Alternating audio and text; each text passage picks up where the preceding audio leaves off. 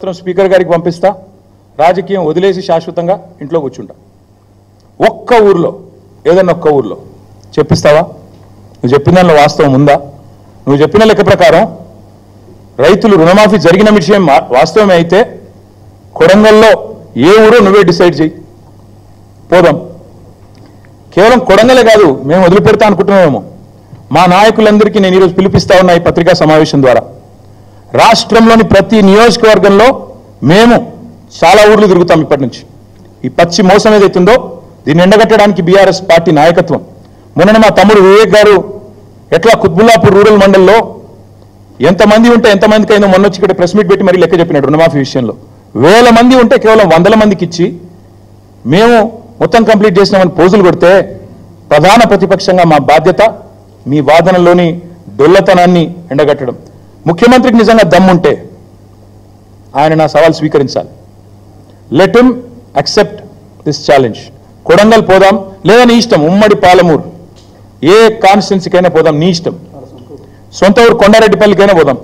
ఆ ఊళ్ళో అయినా 100% రుణమాఫీ అయిందా నువ్వు రుజువు చేయి. అక్కడ ఉన్న రైతులందరినీ కూర్చోబెడదాం. మీడియా సెక్యూరిటీ వద్దు, ఆఫీసర్లు, చీఫ్ సెక్రటరీలు, భయపెట్టేటోళ్ళు, బ్యాంకర్లు ఎవరొద్దు.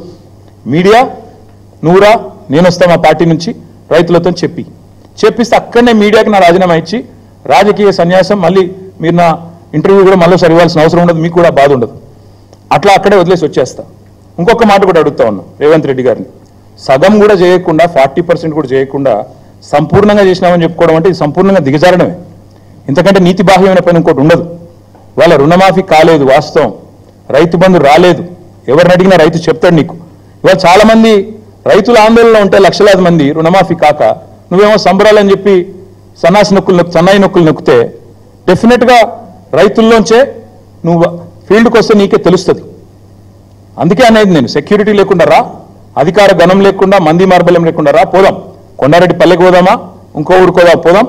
తప్పకుండా అన్ని విషయాలు రైతులకు చెప్తారు. నేను మీ అందరినీ కోరేది, ఈ రుణమాఫీని ఏకకాలంలో చేస్తామని చెప్పి మోసం చేయడమే కాకుండా 8 నెలల పాటు సాగదీసి ఇప్పుడైనా మళ్ళీ చేసినట్టు బిల్డప్ ఇస్తున్నారు. ఇది పచ్చి మోసం, పచ్చిదగా. ముఖ్యమంత్రి మీద చీటింగ్ కేసు పెట్టాలి. నిజానికి రైతులను మోసం చేసినందుకు చీటింగ్ కేసు పెట్టాలి. తప్పకుండా ఆ పని కూడా రైతులు చేస్తారని నేను అనుకుంటా ఉన్నా. ఇంకొక మాట కూడా నేను చెప్తా ఉన్నా.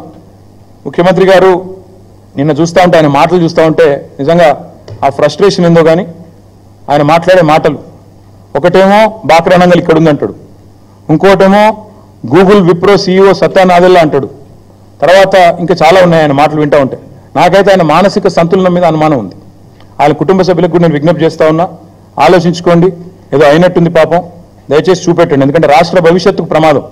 పిచ్చోడి చేతిలో రాయిలాగా రాష్ట్రం మారితే రాష్ట్రానికి ప్రమాదం. ఆయన మరి అసహనము, ఫ్రస్ట్రేషన్ బాగా పెరుగుతోంది. ఎందుకంటే ఆయన విషయాలన్నీ బయటపడుతున్నాయి ఒక్కొక్కటిగా. బావమరిదికి అమృత్ కాంట్రాక్ట్ ఇచ్చిన విషయం బయటపడ్డది, తమ్ముడితో MOU చేసుకున్న విషయం అమెరికాలో బయటపడ్డది. ఇంకా ఒక్కొక్కటిగా చాలా బయటకు వస్తున్నాయి. కాబట్టి తిట్లు, బూతులు, అవాకులు, చెవాకులు, ఫ్రస్ట్రేషన్లో బీపీ పెంచుకున్న అరచడాలు ఇవన్నీ జరుగుతూ ఉన్నాయి. నేను రేవంత్ రెడ్డి గారిని అడిగేది ఒకటి, బంద్ చేయి, మాటలు బంద్ చేయి.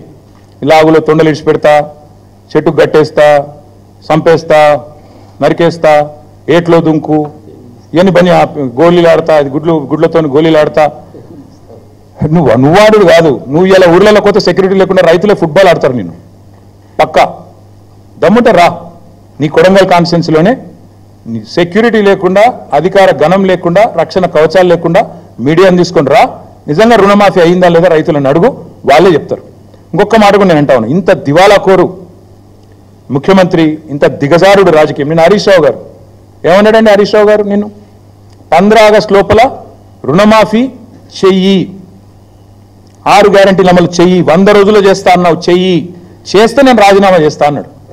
ఇలా 2-3 చిల్లరగాలు పోస్టర్లు పెట్టింది హరీష్ రావు గారి మీద. అయిపోయింది రుణమాఫీ, నువ్వు అర్జెంటుగా రాజీనామా చెయ్యి. ఎక్కడైంది రుణమాఫీ?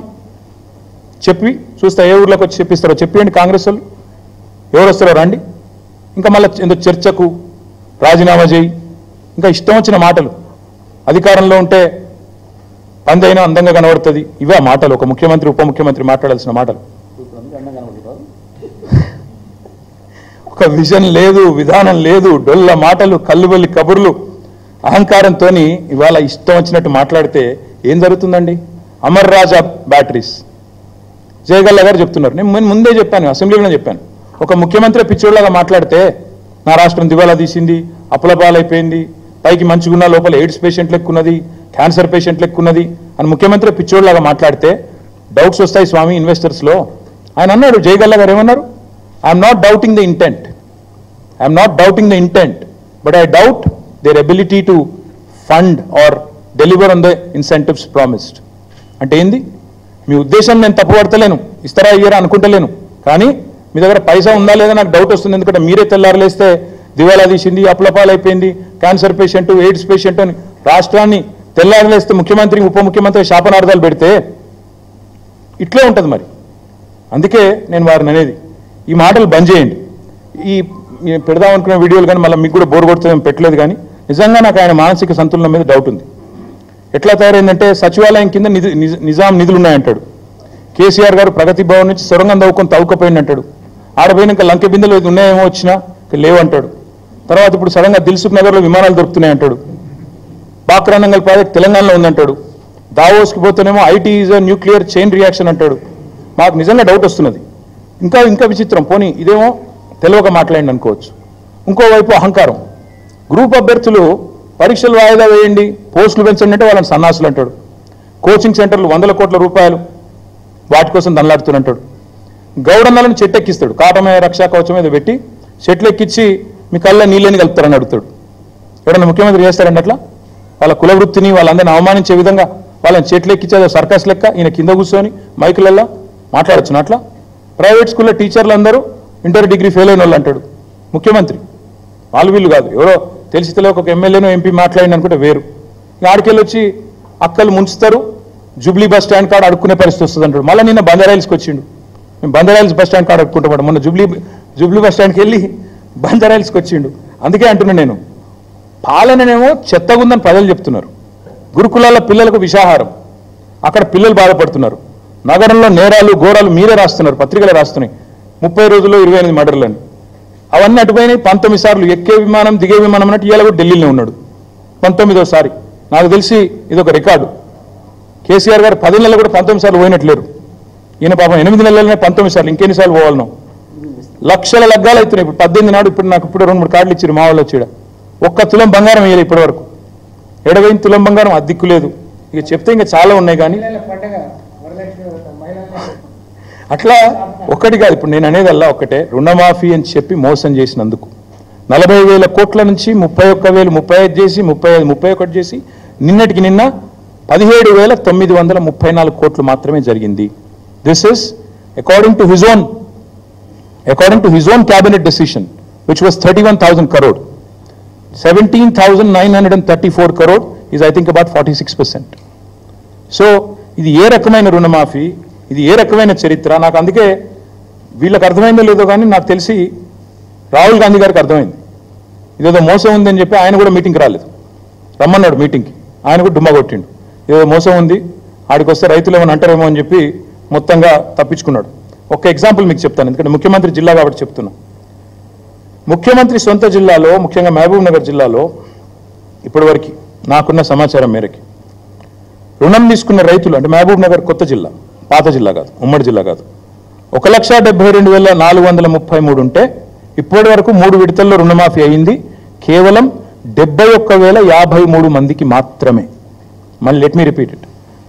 మహబూబ్ నగర్ జిల్లా, ఈ రోజున్న మహబూబ్ నగర్ ఏదైతే ఉందో అక్కడ రుణం తీసుకున్న రైతులు, లోన్ తీసుకున్న రైతులు 1,72,433 ఉంటే ఈ 3 ఇన్స్టాల్మెంట్స్లో మొత్తం ఇప్పటిదాకా మాఫీ అయింది 71,000కి మాత్రమే. అంటే ఇంకా 1,00,000 మందికి పైగా రైతులు ఒక్క మహబూబ్ నగర్ జిల్లాలో వెయిట్ చేస్తూ ఉన్నారు. ఇంకా ఖమ్మం జిల్లా తీసుకుంటే, ఎందుకంటే ఉప ముఖ్యమంత్రి గారి జిల్లా, అక్కడ రుణం తీసుకున్న వాళ్ళు రైతులు 1,57,157 రైతులు, 3,73,157. 3 ఇన్స్టాల్మెంట్స్ ఇప్పటిదాకా కలిపి మొత్తం రుణమాఫీ అయింది ఎంతమందికి అంటే 1,15,600 మందికి, అంటే 30%కి అయింది. సీఎం సొంత జిల్లాలో 41%, డిప్యూటీ సీఎం సొంత జిల్లాలో 30%. ఇక దీనికి మళ్ళా హరీష్ రావు రాజీనామా చేయాలి, మేమేదో చేసేసినాం, పొడి చేసినాం. అందుకే ఈ దిగజారుడు రాజకీయాలు బంద్ చేయండి, దిక్కుమాలిన కారు కూతలు కుయ్యకండి. మీరు ఎంత అరిచినా ఎన్ని కుప్పిగంతులు వేసినా టీఆర్ఎస్ ఎక్కడికి పోదు, మీ కళలు నెరవేరవు. తప్పకుండా మళ్ళీ కాంగ్రెస్ పార్టీని ప్రజాక్షేత్రంలో ఎండగట్టేది మేమే అని చెప్తూ చివరిగా ఒక మాట మా నాయకులకు కూడా, మా గౌరవ శాసనసభ్యులు, శాసన మండలి సభ్యులు, గౌరవనీయులైన మాజీ శాసనసభ్యులు, మా నియోజకవర్గాల ఇన్ఛార్జీలు, రాష్ట్ర కమిటీ సభ్యులు, వారందరికీ మేము రిక్వెస్ట్ చేస్తే ఇక్కడ ఒక హెల్ప్ లైన్ స్టార్ట్ చేస్తే మాకు 1 lakh కంప్లైంట్స్ వచ్చినాయి ఇప్పటివరకు. 1 lakh. ఆ డేటా కూడా మీకు షేర్ చేస్తాం. క్షేత్రంలో కూడా తిరుగుతాం. రేపటి నుంచి ఎల్లుండి నుంచి మా నాయకులు అన్ని నియోజకవర్గాలు తిరుగుతారు. అందరు ఎమ్మెల్యేలు, మాజీ ఎమ్మెల్యేలు కూడా నేను రిక్వెస్ట్ చేస్తా ఉన్నా, కొన్ని ఊర్లకు పోండి. మీ నియోజకవర్గాలు అన్ని ఊర్లు తిరగలేరు, శాంపుల్గా 1, 2, 3 ఊర్లకు పోండి. డేటా గ్యాదర్ చేద్దాం, ప్రభుత్వానికి సమర్పిద్దాం. చీఫ్ సెక్రటరీకి, చీఫ్ మినిస్టర్కి, సెక్రటరీకి పోయి అవసరమైతే సమర్పిస్తాం. గవర్నమెంట్ స్పందించకపోతే గవర్నర్ గారికి ఇస్తాం, గవర్నర్ గారు కూడా స్పందించకపోతే కోర్టుకు కూడా పోతాం అవసరమైతే మోసం చేసినందుకు. కాబట్టి రేపటి నుంచి కార్యాచరణ ప్రారంభిస్తాము. మా నాయకులు కూడా ఫీల్డ్ తిరగడం మొదలు పెడతారు. ఎక్కడెక్కడ రైతులకు కష్టాలున్నా దయచేసి ప్రధాన ప్రతిపక్షంగా బీఆర్ఎస్ పార్టీ మీకోసం కొట్లాడుతూ ఉంది. మీరు ముందుకు రండి, మాకు సమాచారం ఇవ్వండి, ప్రభుత్వ దృష్టికి తీసుకొస్తామని చెప్పి తెలియజేస్తూ మీ అందరికీ ధన్యవాదాలు. Thank you.